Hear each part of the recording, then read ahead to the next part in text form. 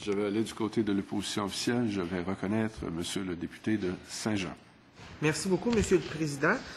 Comme mon collègue député de Blainville l'a mentionné, on fait le tour du Québec en ce moment sur les PME et moi plus particulièrement sur le dossier de la relève, comme responsable du dossier de la relève pour l'opposition officielle. Je me questionne beaucoup, on en a abordé la question tantôt, donc je trouve ça encore plus pertinent de préciser davantage certaines choses. Quand on sait que principalement la première ou la deuxième génération d'entrepreneurs devra céder le flambeau, quand on sait qu'il y a peu d'entrepreneurs qui sont conscients ou préoccupés des délais du processus de transmission d'entreprise, qu'il y a peu de jeunes qui sont conscients de l'importance de prendre une entreprise, d'acheter une entreprise déjà existante ou qui ont les moyens, les capacités financières d'acheter cette entreprise-là et que c'est un gros problème pour le Québec parce que quand on voit nos entreprises se faire vendre à des intérêts étrangers, je peux comprendre qu'on n'est peut-être pas des compétiteurs, mais souvent, ça fait en sorte que les nouveaux propriétaires des intérêts étrangers gardent l'entreprise ouverte quelques temps au Québec. Après ça, ferment, part avec le carnet de commandes, avec le savoir-faire, et c'est nos travailleurs qui se retrouvent dans la rue. Donc, quand on sait que la fiscalité est pas nécessairement avantageuse pour le transfert des entreprises dans la même famille pour favoriser la relève. Est-ce qu'il y a une ouverture, une volonté du gouvernement actuel pour travailler au niveau du transfert d'entreprises pour s'assurer qu'il y a une relève entrepreneuriale? Monsieur le ministre.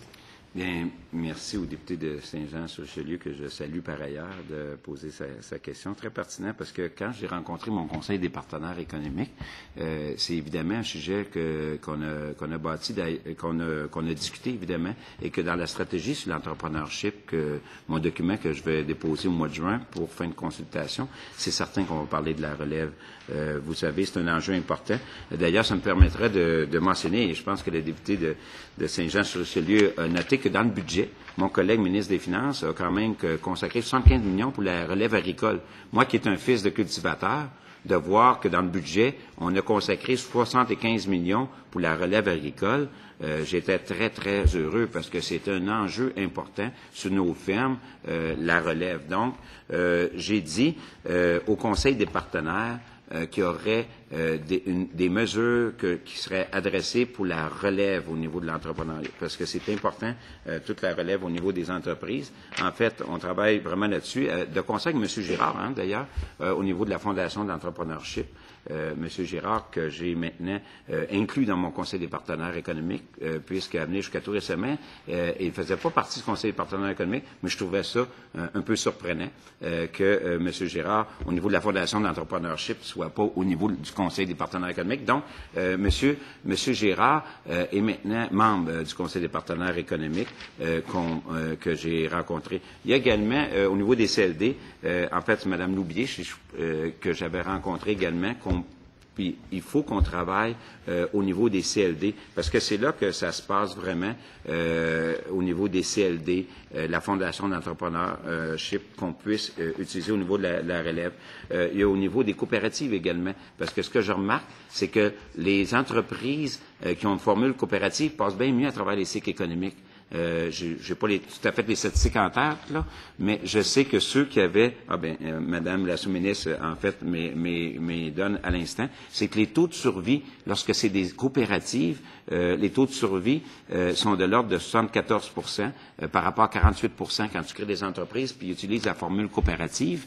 Le taux de survie est beaucoup plus important. Après 10 ans, si on regarde le taux de survie des entreprises québécoises, Monsieur le Président, après 10 ans de création, mettons, tu crées une entreprise, si tu utilises la formule coopérative, après 10 ans, le taux de survie est de 44 par rapport à 19 quand c'est des entreprises privées non coopératives. Donc, je pense que c'est tout un débat très intéressant, que ce soit au niveau de la relève entrepreneuriale, de l'entrepreneurship, mais aussi la formule qui devrait être utilisée. Vous savez, le Québec, c'est aussi le berceau de la coopération. Vous vous souviendrez, au mois de janvier dernier, notre rencontre économique, on l'a faite à Lévis. Pourquoi à Lévis? Parce que c'est le berceau de la coopération. Fait que dans le fond, on a invité tout le monde autour de la table, y compris les gens de l'opposition, vous vous souviendrez. Donc, la formule coopérative est une formule où on associe souvent le Québec, le succès du Québec à la formule coopérative. Donc, on a là un volet important. Donc, au niveau de la relève entrepreneuriale, c'est un élément important. Puis pour la relève, au même titre qu'on a fait des efforts importants dans le budget, 75 millions, je peux vous dire qu'il y aura de quoi, un montant non négligeable que je vais mettre dans ma stratégie d'entrepreneurship, mais pour le côté relève. Comment ça va se faire exactement? Bien, permettez-moi de consulter les gens au courant de l'été pour voir quelle serait la meilleure formule pour justement s'occuper au niveau de la relève de nos entreprises. Merci. Monsieur le député de Saint-Jean. Par rapport au transfert d'entreprise, il y a en ce moment 3 projets pilotes de centres de transfert d'entreprise au Québec, un au Saguenay-Lac-Saint-Jean, un à Mauricie, un à Capitale-Nationale. Dans le cas du Saguenay-Lac-Saint-Jean qui est en fonction depuis quand même un certain temps. Et il y a déjà des études qui se font à ce sujet-là par rapport à la performance. Quand on voit la préoccupation là, qu'on doit avoir tous comme Québécois, parce que 70% des PME ne survivent pas aux fondateurs et 90% des PME ne passent pas le cap de la 3e génération. Et 66% des propriétaires prévoient quitter leur entreprise d'ici 10 ans. Quand on voit le 66% là, d'ici 10 ans, et qu'un processus de transfert d'entreprise, ça prend un bon transfert, ça prend à peu près 10 ans, justement. Donc, on doit déjà commencer à s'y préoccuper. Est-ce qu'il y a, par rapport au centre de transfert, une volonté d'étendre ça? Parce que ça semble porter fruit dans les régions où c'est implanté, mais dans bien d'autres régions, et je vais parler un peu pour ma paroisse, pour la Montérégie, on a besoin de ce genre d'initiatives-là qui sont habituellement gérées avec les CLD, les gens du partenaire, une concertation, mais ça se fait dans 3 régions, mais ailleurs au Québec, est-ce qu'il y a une volonté dans la politique que vous allez soumettre pour l'entrepreneuriat, mais aussi dans votre ministère pour le centre de transfert? Monsieur le Président, c'est certain qu'il y a une volonté de mon côté, parce que je pense que c'est important au niveau du transfert que toutes les régions du Québec, pas juste 3 régions, là, mais que toutes les régions du Québec aient accès à l'expertise. C'est certain qu'il y a une histoire de mentorat là-dedans, parce que souvent les jeunes sont de bien bonne volonté, mais ça lui prend des fois quelques têtes grises autour d'eux, là. Donc c'est pour ça que on peut pas parler de relève puis d'accompagner aussi les entreprises dans le cas là, pour les supporter surtout quand ils sont à leur début, sans parler de mentorat. Donc, je pense que les 2 sujets sont reliés. Donc, oui, il y a une volonté au niveau de mon ministère.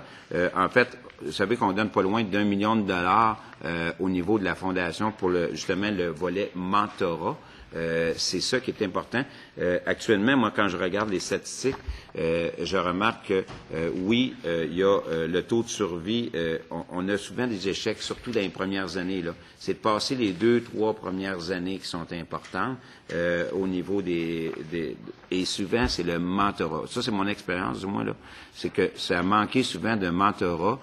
Donc, au niveau des entreprises, il faut qu'on développe cet aspect-là. Fait que, à la question du député de Saint-Jean-sur-Richelieu, la réponse, c'est oui, il y a une volonté politique et pas juste limitée à 3 régions. Qu'on puisse, avec les CLD, parce qu'à quelque part, vous savez, on ne fera pas ça d'une tour de bureau, là, pour accompagner ces jeunes entrepreneurs-là, là, à partir de Québec, là. Faut être en région, faut être disponible. Donc, avec les CLD, pouvoir étendre, si on veut, ces mesures de sport-là, développer l'expertise, mais, comme je vous dis, il y a un côté mentorat qui est important dans cet élément-là. Puis, le conseil avec M. Girard, qui est de la Fondation d'entrepreneurship, je veux vraiment qu'on regarde ça de plus près. Merci, M. le ministre.